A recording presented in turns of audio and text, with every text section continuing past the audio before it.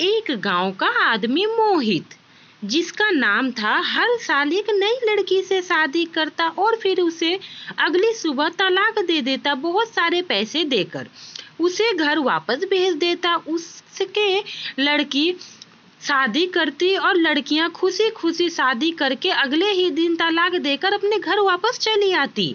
शादी करने से पहले ये बात लड़कियों को पता होती कि सुबह उनकी तलाक हो जाएगी, फिर भी लड़कियां शादी करती। मैं यह सुनकर हैरान थी, ऐसा कोई क्यों करता है। एक दिन उसने मोहित की नजर मुझ पे पड़ गई और बोला, मुझे तुमसे ही शादी करनी है।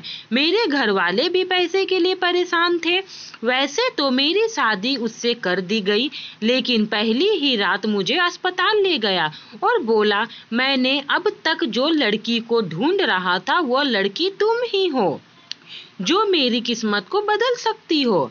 इससे पहले कि मैं इस बात का मतलब समझ पाती, मेरी चीख निकल गई और मेरी आज गांव में एक लड़की की शादी हो गई। मेरी दोस्त निकिता खास तौर पर मुझे यह सब कहने आई थी। आते ही कहने लगी कि क्या तुम्हें पता है, गांव का वह आदमी पैसे वाला जो है वह फिर से शादी कर रहा है। मैं यह सुनकर हैरान हो गई, और अभी तो वो 8 महीना पहले ही उसने शादी की थी और अपनी बीवी को तलाक दे दी। मैं तो हैरानी से कही कि क्या वह लड़की गांव की ही है। वो सब जानते हुए भी क्यों शादी की जब उसे पता है कि सुबह तलाक हो जाएगी। वो इस तरीके से बात बोली तो मैं हंसने लगी, बोली कि है वो लड़की पागल होगी, ऐसे भी भला कोई करता है, शादी करे और सुबह तलाक हो जाए। उसने कहा कि वह आदमी हर साल एक खास महीने में लड़की से शादी करता है, यह सच बात है, और अगले ही दिन उसे तलाक दे देता है। और सुना है वह लड़की को बहुत कुछ देकर उसे घर वापस भेज देता है, सोना चांदी पैसे धन दौलत। ऐसे में कोई लड़की बेवकूफ ही होगी जो उस आदमी से शादी करने के लिए इनकार कर देगी और फिर से खास महीने में एक लड़की से शादी करता। फिर वो चौंक कर कहने लगी कि कोशिश करना कि गांव के उस लड़के की नजर तुम पे ना पड़े, वरना हो सकता है कि अगली बीवी उसने तुम्हें ही बना ले। यह सुनकर क्योंकि वह एक हसीन लड़की का ही आशिक है, वह हसीन लड़की से ही शादी करता है। भाई मैं तो हसीन हूँ नहीं, पर तुम तो मेरे से खूबसूरत हो, थोड़ा ध्यान देना। उसकी यह बातें सुनकर मैं बहुत डर गई और मैंने कहा कि मैं पहले भी घर से बाहर बहुत कम निकलती थी, अब तो मैं बिल्कुल भी नहीं निकलूंगी। मैं असल में यहाँ की रहने वाली नहीं हूँ थी और मेरे माता पिता के 6 महीने पहले ही इस गांव में आए थे, इसलिए मैं इस गांव के आदमी के बारे में कुछ भी नहीं पता था। मैंने बस उसकी पिछली शादी होते हुए देखी थी, इसलिए निकिता से यह बात सुनकर उसे बहुत हैरानी हुई कि गांव की लड़की कैसे जाहिल इंसान है जो पहली रात के बाद बेचारी लड़कियों को तलाक दे देता है, फिर भी शादी करती है। मेरी दोस्त गई और मुझे कहने लगी कि चल गांव के लड़के आज शादी कर रहे हैं, देखने चलते हैं। मैं तैयार हो गई, शादी देखने के लिए चली गई। पूरा गांव आया हुआ था। मैं अपने माँ को इजाजत लेकर उसके साथ गांव के लड़के की शादी देखने चली गई, लेकिन उसे मुझे देख रहे थे। मैं बहुत डर गई, इसलिए मैंने अपने मुंह में दुपट्टे से अच्छी तरह ढक लिया था। मैंने अपनी माँ की इजाजत ली और साथ निकल पड़ी। माँ को भी शायद गांव की इस शादी के बारे में ठीक से कुछ पता नहीं थी, इसलिए उन्होंने मुझे जाने दिया। शायद उन्हें पता होता तो वो मुझे नहीं जाने देती, क्योंकि मैं देखने में काफी खूबसूरत थी। जब हम शादी में पहुंच गए तो मैं धूमधाम देखकर डर लग गई थी। निकिता कहने लगी, तुम देखना, कल सुबह यह लड़की भी बहुत से पैसे लेकर तलाक हो जाएगा, उसे हवेली से निकाल दिया जाएगा। अफसोस से कहा कि यह तो बेचारी लड़कियों पर जुल्म हो रहा है। तो निकिता ने बताया कि कोई और जबरदस्ती नहीं होती, लड़कियां अपनी मर्जी से खुशी से शादी करती है और तलाक ले लेती है, उन्हें कोई परेशानी नहीं किया जाता। मैं बड़ा हैरान थी, हिम्मत ऐसे क्यों करता है। उसके बाद ऐसा क्या मामला था, और फिर तलाक, शादी तलाक तुरंत, ऐसा क्यों। शादी से वापस आकर के मैं पूरी रात यही सोचती रही कि भगवान को भी अलग ही रीला है। एक तरफ वो मुकेश जो रात को शादी के लिए लाखों रुपए खर्च कर रहा है, और दूसरी तरफ हम जैसे गरीब लोग जो एक वक्त के खाने के लिए भी सोचना पड़ता है, जो पूरे कर्ज में डूबे पड़े हुए हैं, अच्छे से सांस लेना भी मुश्किल है। और मेरा नाम रेखा है और हम 4 बहन थे, हमारा कोई भाई नहीं था। मुझे बचपन से ही काफ़ी परेशानी उठानी पड़ी क्योंकि मैं घर में सबसे बड़ी थी और भाई के ना होने के कारण बहुत ही ज़्यादा जिम्मेदारी मेरे सर पे थी। और कभी कभी छोटी छोटी मेरे पापा दुकान लगा लिया करते थे, जिससे हम सब का सिर्फ खाने का गुजारा ही हो जाता था। बहुत मुश्किल से हमारी जिंदगी कट रही थी। फिर पिताजी अचानक एक दिन बीमार पड़ गए। कई जगह कर्ज लेकर उनका इलाज करवाना पड़ा। घर भी बिक गया हमारा। इतनी हमारी परिस्थिति खराब चल रही थी और पिताजी हमें अपने पुराने घर लेके चले गए, जहां वह अपने भाइयों के साथ बचपन में रहा करते थे। हमारे घर में गरीबी और बहुत ज्यादा छाई हुई थी। एक भूखमरी सी हो गई थी। हम लोगों को खाने पीने की बहुत तकलीफ हो रही थी। कभी खाना नसीब हो पाता तो कभी भूखे पेट ही सोना पड़ता। मैं तो अपने आप को संभाल लेती, पर मेरी 2 छोटी बहन चुप चुप कर रोया करती थी। एक दिन मैंने अपनी बहन को रोते देख लिया, जो मुझसे बर्दाश्त नहीं हुआ। वह रोती हुई एक दूसरे को कह रही थी कि खास हम पैदा ही नहीं होते, खास भगवान पेट भूख ही ना बनाए होते तो शायद हमें भूख नहीं लगती, हमें भूखे नहीं मरना पड़ता। यह भूख हम लोगों को बर्दाश्त नहीं होती है। सुनकर मुझे बहुत बुरा लगा। मेरी आंखों में आंसू आ गए।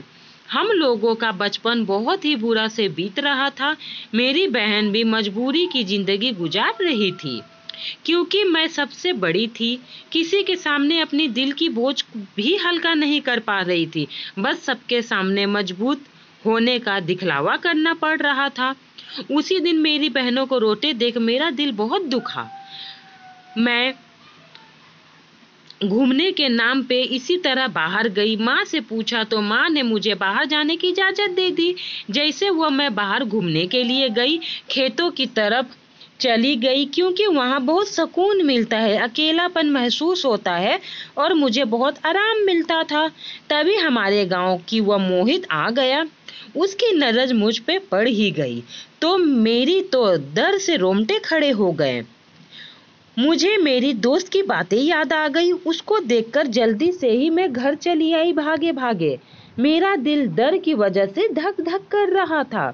मैं परेशान हो गई, कहीं इल्जाम ना लग जाए कि मुझ पर। थोड़ी ही देर में मेरी दोस्त चली आई, कहने लगी तुम गांव के मोहित ने तुम्हें देख लिया है, अब वो तेरा कुछ नहीं हो सकता। मैं बहुत डर गई। डर की वजह से मुझे बहुत ज़्यादा तेज बुखार हो गया। शाम को बुखार से जब मैं तड़प रही थी तो मेरी माँ मुझे खाना बनाने के लिए कहा। मैं जैसे तैसे उठकर खाना बनाने की कोशिश की, जैसे मेरी शरीर में जान ही नहीं है। मैं बिल्कुल डरी हुई थी, लेकिन माँ के कहने पे मैं जैसे तैसे खाना बना ही दी। गांव के डॉक्टर को बुलाया गया मेरे चेकअप के लिए और डॉक्टर ने मेरा चेकअप किया और बोला बच्ची को परेशानी से दूर रखें। ज़्यादा डर की वजह से इनका दिमाग का नस फटने का डर है। क्यों इतनी डरी हुई है? आप लोग इनसे पूछिए और इसका ध्यान रखिए। मेरी माँ ने कहा अच्छा ठीक है, मैं वजह पूछती हूँ। डॉक्टर के जाने के बाद माँ ने पूछा कि तुम्हें ऐसी हालत क्यों बना रखी है बेटा, तुम्हें किस चीज़ की परेशानी है? तुम अपनी माँ को कहो क्या है तुम्हें परेशानी। कोई तो कारण होगा बेटा, अपनी माँ को बताओ। तो उसने कहा कि माँ, गांव में एक मोहित नाम का लड़का रहता है, उसकी नज़र मुझ पे पड़ गई, जो हर साल नई लड़की से शादी करने के बाद अगले ही दिन उसे तलाक दे देता है। मेरी माँ बात को नहीं समझी और बोली, तू इतनी फिक्र क्यों करती है? वो शादी कर रहा है, वो तलाक देता है, तुझे उससे क्या दिक्कत? तूने कौन सी उसके घर में चोरी की है जो तू इतना डर रही हो? माँ को मेरी बात समझ में ही नहीं आई। वह कुछ समझना ही नहीं चाहिए। मैं अपनी सर पकड़ के बैठ गई। इससे पहले कि माँ को समझाती, बाहर दरवाजे में किसी की जोर जोर से खटखटाने की आवाज सुनी। मेरी माँ दरवाजा खोली तो गांव का मोहित अपने लोगों के साथ खड़ा था और अब उनके साथ मेरे पिताजी भी थे। उन्हें शायद वह साथ लेकर के ही घर आए थे। पिताजी ने उनको बैठने के लिए बोला और चाय बनाने के लिए कहा। गांव के मोहित को चाय बनाने के लिए मना कर दिया। गांव का मोहित ने कहा कि मैं तुम्हारे घर का चाय नहीं पीऊंगा, मुझे तुम्हारी बेटी से शादी करनी है। तो मेरे पापा ने कहा कि बेटी से शादी करनी है अचानक? ऐसे को बात क्यों पूछ रहे हो? तो उस मोहित ने कहा कि मुझे तुम्हारी बेटी एक रात के लिए शादी करनी है, फिर सुबह मैं तलाक दे दूंगा। तो मेरे पिताजी ने कहा कि हम गरीब हैं पर बिकाऊ नहीं हैं, ऐसे कैसे शादी हो सकती है कि मैं अपनी बेटी को तुम्हारे साथ शादी करूं और एक रात के बाद तुम मेरी बेटी को तलाक दे दोगे? ऐसे कभी नहीं हो सकता, तुम इस घर से निकल जाओ। उसने मेरे पापा ने गुस्से से मोहित को कहा। वह बहुत सारे पैसे वाला था।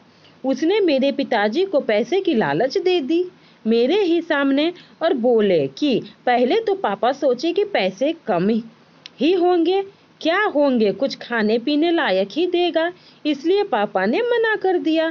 पर उसे मोहित को तो मुझे शादी करनी ही थी। वह मेरे चेहरा देखकर दीवाना सा हो गया था। उसके मेरे पापा को ढेर सारा सोना चांदी, पैसे, खाने वाले बहुत सारे सामान, जिससे कहीं न कहीं मेरे पापा को थोड़ी लालच बढ़ गई और शादी के लिए उन्होंने हाँ कर दिया।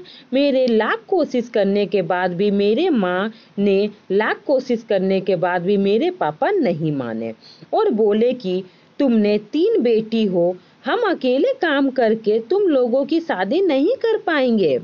हम लोग बहुत गरीब हैं, खाने के 3 टाइम के लिए भी सोचना पड़ रहा है, शादी तो दूर की बात है। कोई बात नहीं बेटा, अगर एक रात के लिए तुम इससे साथ शादी करती हो और अगर सुबह ये लोगों के पास पैसा सोना चांदी आता है तो हम लोग शायद तीनों टाइम बैठकर आराम से खा सकते हैं और तुम्हारी जो छोटी बहन है वो अच्छे से कहीं पे पढ़ाई भी कर सकती है। उसकी पढ़ाई पूरी अच्छी तरीके से पूरी हो जाएगी और तुम भी अपना जिंदगी इस पैसे से कुछ नया बिजनेस चालू कर सकती हो। तुम भी कुछ तो पढ़ी लिखी हो ही, एक रात की बात है, शादी कर लो। उसके बाद इस पैसे से तुमने अब जो मन होगा वो तुम बिजनेस चालू कर देना। शायद यह भगवान हम लोगों को रास्ता दे रहे हैं, कुछ बनने के लिए, कुछ पैसा होने के लिए। भूखे मरने से अच्छा तो तुम एक दिन के लिए शादी ही कर लो, कम से कम भूख से तो नहीं मरेंगे, भूख से तो नहीं तड़पेंगे, कम से कम हम भूख से मर तो नहीं पाएंगे। अपने पापा की यह बातें सुनकर उसने हाँ कर दी। बोला कि ठीक है पापा, अगर आप यह चाहते हैं कि मेरी वजह से शायद घर की स्थिति ठीक हो जाएगी तो मैं शादी करने के लिए तैयार हूँ। और उसकी सुबह उसने शादी की सभी तैयारी छोटी मोटी उसके पिताजी ने किए और रात को मोहित के साथ उसकी शादी हो गई। शादी होने के रात को मैं बहुत ही ज्यादा डरी हुई थी। मेरे साथ क्या होगा क्या नहीं होगा मुझे कुछ भी नहीं पता था। उसके बाद मोहित मुझे अस्पताल लेकर चला गया शादी के ही रात। मैं डर गई। मैंने कहा, मोहित तुम मुझे अस्पताल लेकर क्यों आए हो? तो उसने कुछ नहीं कहा और कहा कि तुम शांति से डॉक्टर के साथ जाओ। जब मैं डॉक्टर के साथ गई तो मेरे पैरों तले जमीन खिसक गई, क्योंकि मुझे कुछ समझ नहीं आ रहा था कि यहाँ पर क्या होने वाली है। शायद हर लड़की के साथ शादी की रात यही होता है, इसी तरह उसे अस्पताल लेकर आया जाता है। और यहाँ पर कुछ काम होती है, पर क्या? मुझे नहीं पता था। मैंने डॉक्टर को अपने शरीर में हाथ लगाने से मना कर दिया और कहा कि मुझे तुम पहले बताओ कि यहाँ पे क्या होता है, यहाँ पर आखिर क्या चल रहा है। डॉक्टर ने कहा कि तुम माँ बन सकती हो या नहीं, मैं बस यह देखना चाहता हूँ तुम में कोई कमी तो नहीं है, क्योंकि यह मोहित बहुत से लड़कियों से शादी किया पर वह लड़की इसे बच्चे की खुशी नहीं दे पाती। बस मैं यही चेक करना चाहता हूँ कि तुम्हारा सारा सही है ना, कि तुम अब बच्चे को जन्म दे सकती हो या नहीं। कहीं ना कहीं फिर मुझे ठीक ही लगा कि शायद यह जितनी भी लड़कियों से शादी करता है उनका उससे बच्चा नहीं हो पाता, कुछ ना कुछ उस लेडीज में तकलीफ होती होगी। इसी के वजह से यह हर साल एक नई शादी नई लड़की के साथ करते हैं, उसे रात भर रखकर सुबह भेज देते हैं, यानी कि वह उसे हाथ भी नहीं लगाते हैं। डॉक्टर के पास ले जाकर सिर्फ यह पता करते हैं कि यह माँ बन सकती है या नहीं। उसके बाद डॉक्टर ने कहा कि हाँ, तुम्हारे में सब सही है, तुम माँ बन सकती हो। यह बात जब मोहित को पता चला तो मोहित बहुत खुश हुए। मैं तो इसे जब पहली बार देखा था तभी मुझे लगा कि मेरी तलाश अब खत्म हो गई है। शायद यही है मेरी लास्ट मेरे होने वाली बीबी, जो कि मेरे परिवार को शायद आगे बढ़ा सकती है। इसलिए मैंने तुमसे शादी करने के लिए सबसे ज्यादा गहने, सोने, चांदी, पैसे तुम्हारे पिताजी को दिए। उसके बाद वह एक पंडित जी के पास गए थे बहुत पहले, क्योंकि वह पंडित जी ही कहे थे कि तुम्हें जितनी भी शादी कर लो पर तुम्हें जल्दी वंश का सुख नहीं मिलेगा, तुम्हारे घर में बच्चों की किलकारी नहीं गूंजेगी। जब वह पंडित जी को लेकर के गए तो पंडित जी मेरे को देखते ही बोल दिए कि हाँ, यह तुम्हारा घर का वंश को जरूर आगे बढ़ाएगी। हम दोनों ने पंडित जी के पैर छुए और जब मुझे यह पता चला कि यह सब मुझे वंश इस घर में दे सकती है तो मैं बहुत ही ज्यादा खुश हुआ। अब तुम चिंता मत करो, मैं तुम्हें सुबह होते ही तलाक नहीं दूंगा, क्योंकि अब तुम ही मेरी असली पत्नी हो। मेरी इतनी सारी लड़कियों से शादी किया पर वह शादी सफल नहीं हुई, क्योंकि उन लोगों ने मुझे वंश देने के लायक नहीं थी, क्योंकि मुझे एक शराब थी कि मैं कभी भी एक शादी से घर का वंश नहीं दे पाऊंगा। मुझे बहुत पहले ही एक गांव की बूढ़ी औरत ने मुझे शराब दे दी थी कि तुम्हारे घर में जल्दी वंश नहीं आएगा, तुम 1000 लड़कियों से भी शादी कर लो, उसके बाद भी तुम्हारे घर में बच्चों की किलकारी नहीं सुनने को मिलेगी, तुम्हारे घर में वंश जल्दी नहीं आएगा। इस तरीके के कुछ शराब उसने मुझे दे रखा था। पर देखो मेरी किस्मत, 1000 लड़की होने से पहले ही तुम मुझे मिल गई और मेरे घर को वंश आने का अब संभावना है। अब तुम ही मेरी असली जीवन साथी हो। अब मैं तुम्हारे साथ तलाक नहीं दूंगा, क्योंकि मेरा सफर यहीं पे लड़की ढूंढना शादी करना खत्म हो चुका है। हम दोनों मिल करके अपने बच्चों को बहुत अच्छे से ख्याल रखेंगे, खुशी खुशी हम दोनों अपनी जिंदगी बिताएंगे। अब मैं तुम्हें डिवोर्स नहीं दूंगा। उसके बाद मैं बहुत ही खुश हुई, मोहित के साथ रहने लगी। मेरे मम्मी पापा भी खुश थे, पैसे उनके पास तो हो ही गए थे। मेरे दोनों बहन भी बहुत अच्छे कॉलेज में स्कूल में पढ़ाई कर रही थी। हमारे घर की स्थिति पहले से बहुत ही ज्यादा ठीक हो गई थी। वहाँ मेरे मन घर में भी सब ठीक थी, मम्मी पापा बहन सब खुश थे। मोहित के साथ मैं भी बहुत ज्यादा खुश थी और जो शराब थे वह शराब भी टूट चुकी थी। अब हमारा परिवार बहुत ही खुशी था और साल भर के बाद ही हमारा एक छोटा सा प्यारी सी बेटी हुई जो बहुत ही अच्छी थी। मोहित भी बहुत खुश था, मैं भी बहुत ज़्यादा खुश थी। हमारा परिवार बहुत अच्छे से चल रहा था। परिवार में सिर्फ खुशी ही खुशी थी। धन्यवाद। फ्रेंड, मेरी ये कहानी आपको कैसी लगी? अच्छी लगी हो तो प्लीज़ मेरे चैनल को सब्सक्राइब करिए, मेरे कहानी को लाइक करिए। चलते हैं नेक्स्ट हिंदी कहानी के साथ। धन्यवाद।